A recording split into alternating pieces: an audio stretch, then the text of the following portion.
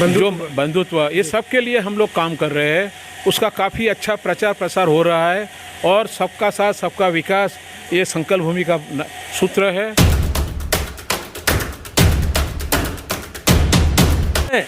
Accountant general पद के लिए नियुक्त किया था, लेकिन पग पर अपमानित होने के बाद उनको ही बड़ौदा छोड़ना पड़ा।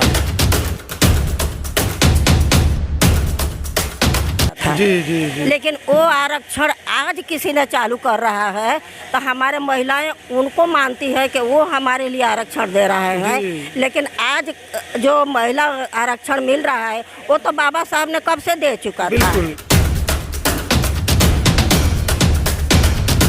बहुत ज़्यादा शुक्रिया अदा करना चाहिए और सबसे पहले उन्हीं का ही नाम लेना चाहिए, क्योंकि बाबा साहब जो हमको देकर गए वो शायद कोई दे नहीं सकता। जी। और अभी कोई इस टाइप का कोई है भी नहीं।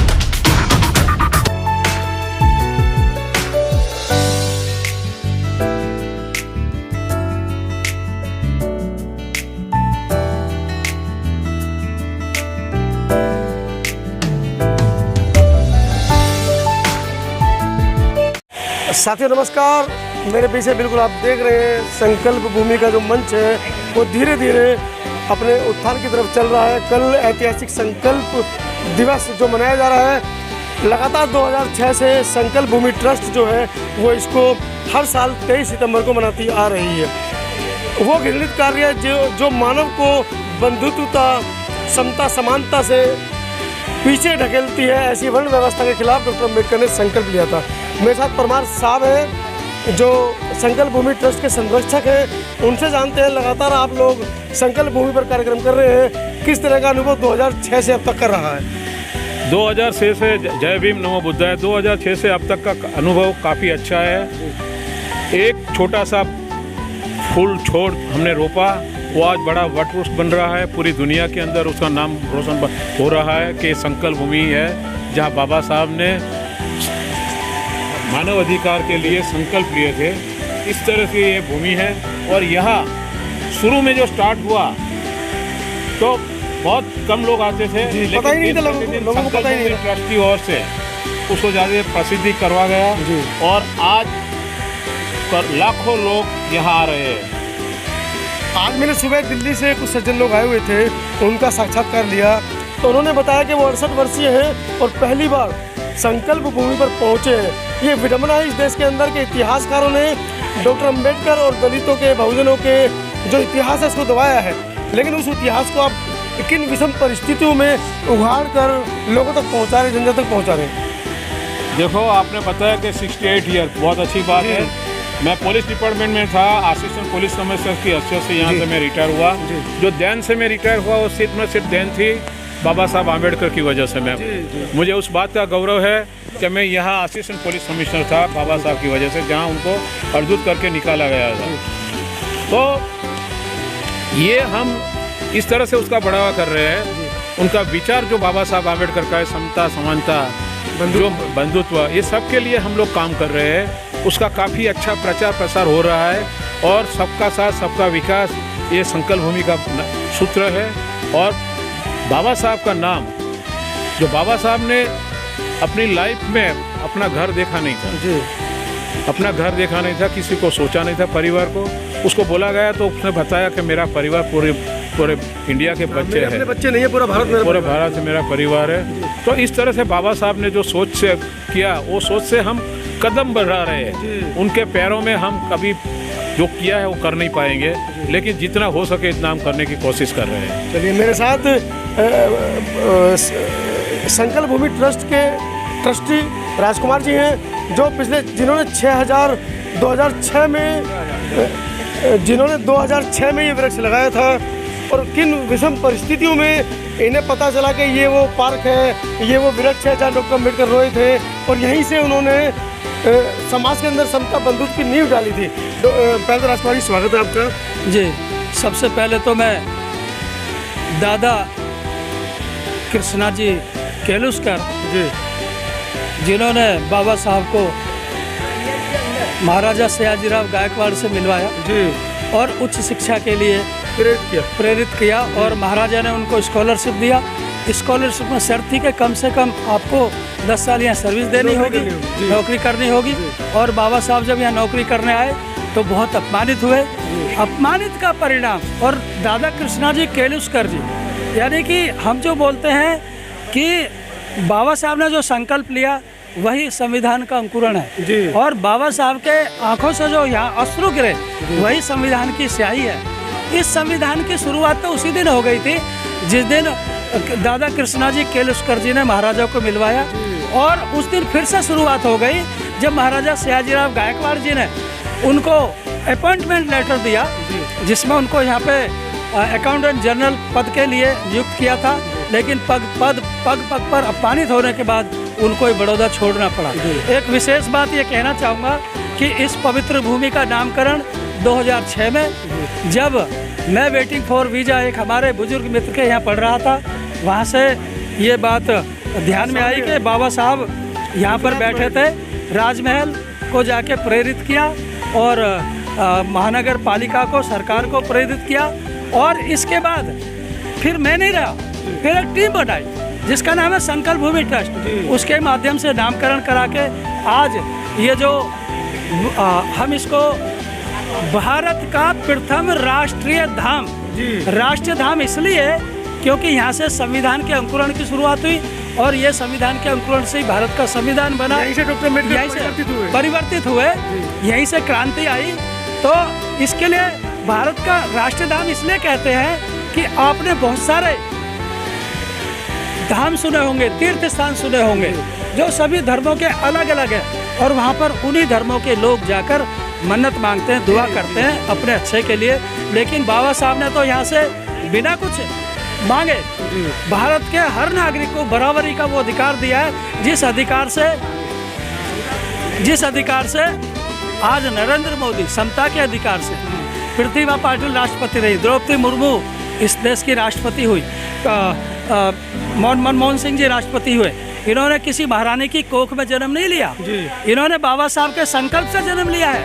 और देश के हर नेताओं को जिन्हें उच्च अधिकार मिले हैं, जो अपने अपने क्षेत्र के हुक्मरान हैं, मुख्यमंत्री हैं, एमएलए एमपी हैं, उनको सबसे पहले यहाँ पर आकर नतमस्तक होना चाहिए कि उन्होंने किसी महारानी की कोख में जन्म नहीं लिया, उन्होंने बाबा साहब के संकल्प से ये सब पाया है।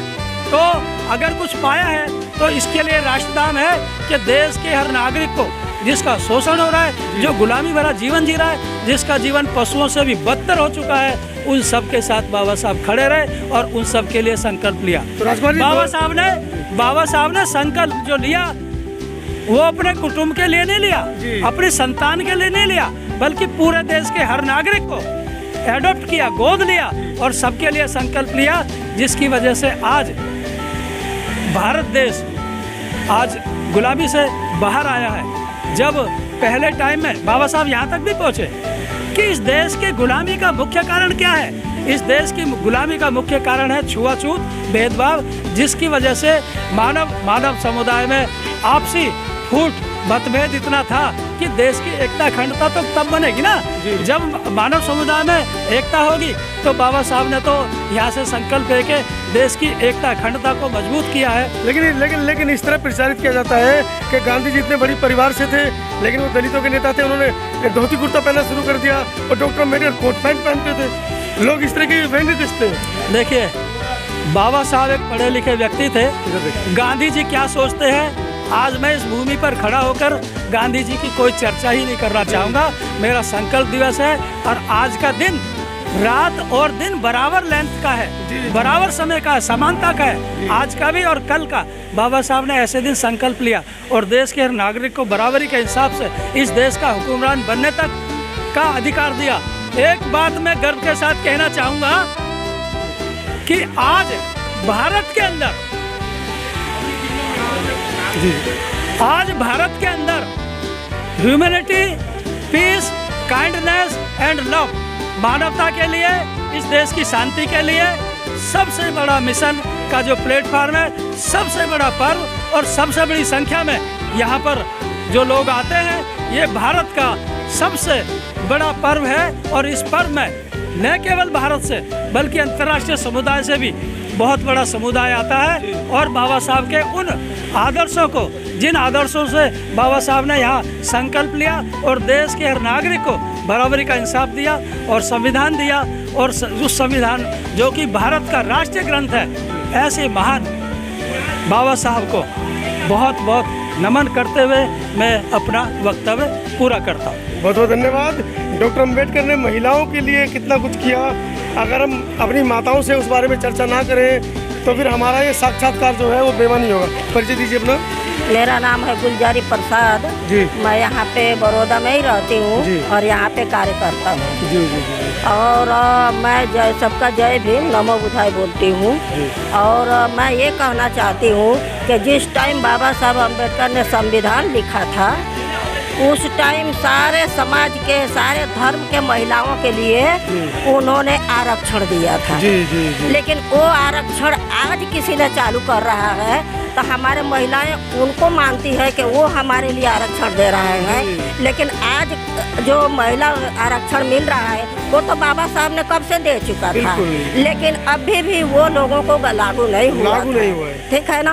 और आज जो लागू हुआ है उनका नाम रोशन हो रहा है। जी। और हमारे सभी महिलाओं को ये संदेश जाना चाहिए कि सभी के लिए बाबा साहब ने आरक्षण चालू किया, न तो दलितों के लिए। जी जी जी जी। जय भीम। चलिए परिचय दीजिए अपना।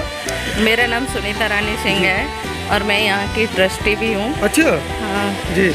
2006 से तो हमने शुरुआत करी थी, मगर कार्य तो हमारा उससे पहले ही शुरू हो चुका था। 2006 से हम इसको उजागर हमने करा है। और तो क्या क्या परेशानियां रही 2006 से अब तक? लगभग सर 10 साल से ज़्यादा ऊपर हो गए हैं। 10 साल से ज़्यादा ऊपर हो गए, मगर परेशानियां पहले जो थी वो थोड़ी अभी कम हुई है, मगर परेशानी 10 साल 19 साल हो गए। हाँ जी। तो परेशानी तो सर आज भी कम नहीं है, क्योंकि हमारी सबसे बड़ी विडम्बना ये है कि हम लोग है ना किसी चीज़ को मानते बहुत कम है जी। और गलत कुछ ज़्यादा ही बोलते हैं, नेगेटिव जाते हैं। तो मेरा कहना ये है कि देखो, जो बाबा साहब ने उस टाइम पर सोचा था, लोग भगवान को ढूंढते हैं, मगर आप ये ज़रा सोचो कि जो वो उस टाइम पर जो बोलकर गए थे, आज वो हर चीज़ एक एक पल चरित्र तो है, पूरा सारा सब कुछ उसी तरीके से हो रहा है। तो वो क्या भगवान से कम नहीं थे? वो बहुत दूर दृष्टि के थे। और सब लोग उनके लिए, जो मैं तो ये मानती हूँ कि हर एक व्यक्ति को, कोई भी कास्ट का हो, उसको है ना, उन सभी को बाबा साहब का बहुत ज़्यादा शुक्रिया अदा करना चाहिए और सबसे पहले उन्हीं का ही नाम लेना चाहिए, क्योंकि बाबा साहब जो हमको देकर गए वो शायद कोई दे नहीं सकता। और अभी कोई इस टाइप का कोई है भी नहीं कि जो हमें कुछ दे सके। आज मैं बोल रही हूँ, मुझे बोलने की जो शक्ति उन्होंने ही दी है। पूरा आज जो भी कुछ एजुकेशन में जाओ, कहीं पर भी जाओ, सब कुछ बाबा साहब की ही देन है। उन्होंने किसी कास्ट के लिए नहीं बोला, वो सभी के नेता हैं और सभी के ही है ना पूजनीय हैं, उनको पूजना चाहिए। तो आप देख रहे हैं मेरे सामने बिल्कुल संकल्प भूमि ट्रस्ट का एक कल का मंच है, जो तैयारी चल रही है कल के इस कार्यक्रम के लिए, ऐतिहासिक कार्यक्रम के लिए। 2006 से लगातार इस जगह पर यह कार्यक्रम हर साल 23 सितंबर को होता है। जैसा कि अभी राजकुमार जी ने बताया, दलित शोषित पिछड़े वर्ग नहीं, समूची मानव जाति के लिए डॉक्टर अम्बेडकर ने जो अधिकार दिए हैं उनका सभी को सम्मान करना चाहिए। उनको ध्यान में रखते हुए सभी को डॉक्टर अम्बेडकर को पढ़ना चाहिए। उनका क्या मिशन था, वो क्या चाहते थे, जो संविधान में वो आज से उस समय 75 वर्ष पूर्व में लिख कर गए थे, वो सब चीज़ें जैसा मैडम ने बताया कि वो आज भी चरित्रार्थ सब के हिसाब से हो रही हैं। तो इस वीडियो के बारे में आपकी क्या राय है, कमेंट सेक्शन में ज़रूर लिखें। धन्यवाद। आप इस वीडियो के बारे में अपनी राय अवश्य दें तथा वीडियो को लाइक, शेयर और कमेंट्स साथ साथ चैनल को सब्सक्राइब करना न भूलें। धन्यवाद।